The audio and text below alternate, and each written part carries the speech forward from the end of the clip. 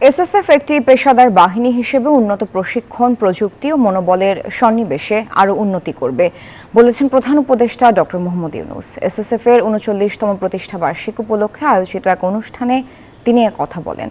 বাহিনীটির প্রশিক্ষণ, অস্ত্র সরঞ্জামাদির আধুনিকায়ন প্রক্রিয়া চলছে বলেও জানান প্রধান উপদেষ্টা।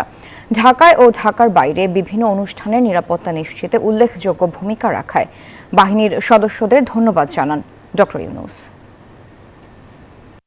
বর্তমান বিশ্বে আধুনিক প্রযুক্তি ও তথ্য আদান প্রদান খুব সহজ হবার কারণে নিরাপত্তা হুমকির ধরন ও প্রকৃতি দ্রুত পরিবর্তনশীল।